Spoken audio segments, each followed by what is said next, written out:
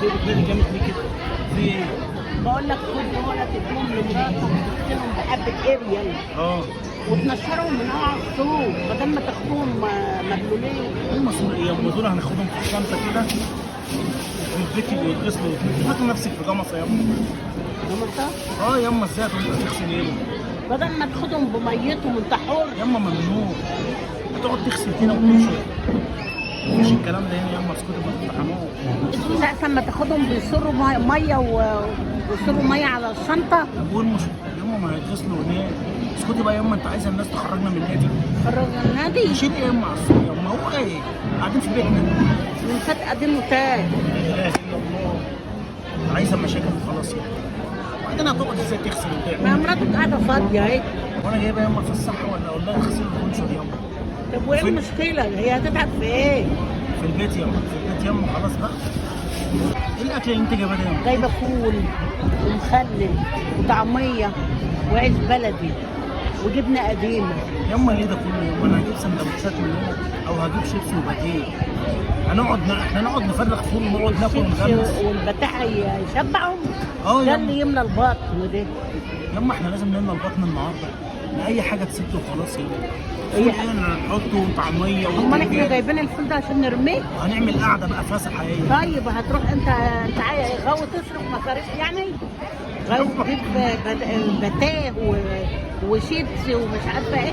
فول ماله الفول والطعميه وجبنه قديمه ومخلل. احنا هناكل الفول ده والحاجه ديت. ايوه. واختك هتيجي كمان شويه جايبه حله المحشي اللي انا عاملاه الله اكبر. وفراخ. احنا في جمصه بقى ياما.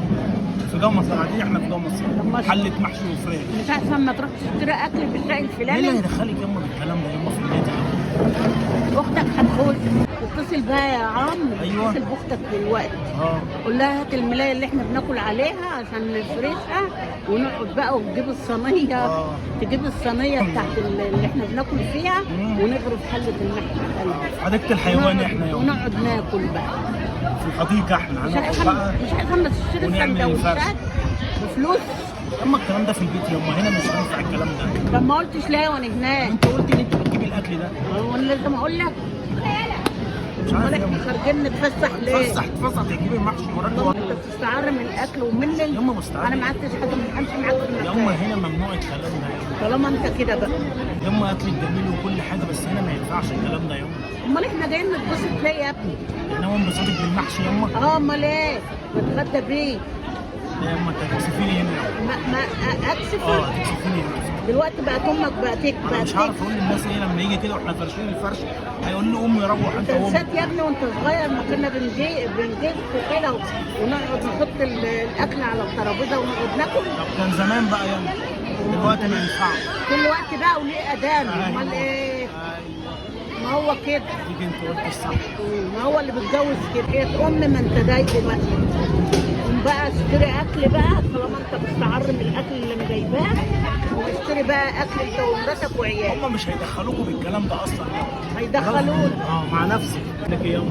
لو حد قفشك كنتوا بتاكلوا الاكل ده ما تجيبيش سيرته وتقولوا تبع مين؟ ليه؟ من غير ليه؟ يعني انت بدل ما تبقى في ظهري وتبقى واقف جنبي تقول لي ما تقوليش ثاني يوم ولا حاجه. انت فاكره نفسك في حديقه الحدائق هنا قاعده وجايبه لي فرشه ومحشي يا عم واختي. روح. مين اللي هيخرج معاك بعد كده؟ انا مش خارج تاني اصلا بنظامكم ده. اخرج يا اخويا مع مراتك وعيالك. يلا يا عم. محشي ايه اللي انت جايباه ده؟